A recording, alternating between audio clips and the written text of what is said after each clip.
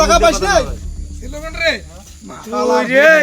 নাই দাড়ি কেন ধরছিস তুই মুসলমান? এইভাবে কাটি দাঁড়িয়ে এইভাবে কাটি মানে মুসলমান সাজি ভাই আমার নাম্বারটা কই পেয়েছে এটা কিন্তু আমি জানি না। নাম্বারটা ফোন দিছে যে এটা পরিচয়।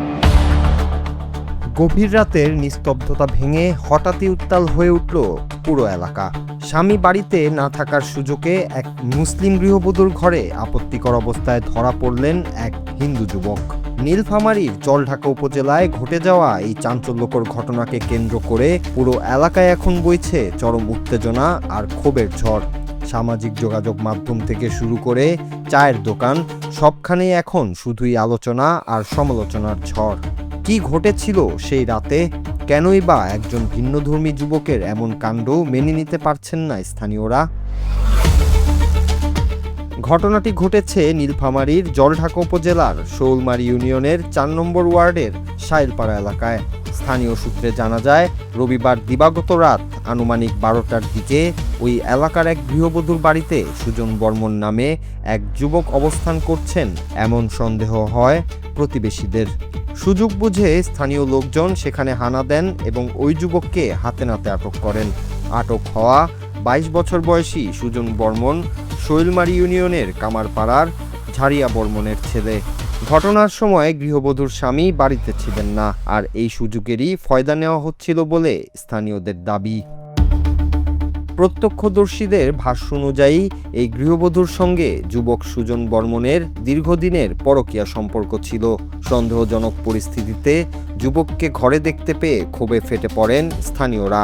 এই সময় উত্তেজিত জনতা সুজনকে গণধোলাই দেয়। পরিস্থিতি বেগতিক দেখে এলাকার গণ্যমান্য ব্যক্তিরা দ্রুত ঘটনাস্থলে ছুটে যান এবং উত্তেজিত জনতাকে শান্ত করার চেষ্টা করেন।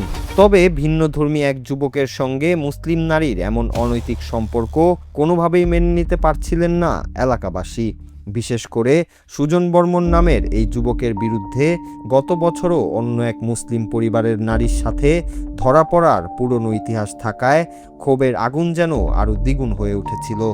না দাড়ি কেন ধরছিস তুই মুসলমান? এইভাবে কাটি দাঁড়িয়ে এইভাবে কাটি মানে মুসলমান সাজি ভাই আজকাল না মুসলমান। আচ্ছা এইখানে তো নিয়ে যাও কিভাবে হলো? এখানে কিভাবে নিয়ে যাবে? এভাবে ওই মহিলা যোগাযোগ করে দিছে। মহিলা কি নাম পড়েছে? সাবিনা। ওর সাথে তোর কেমন কি সম্পর্ক?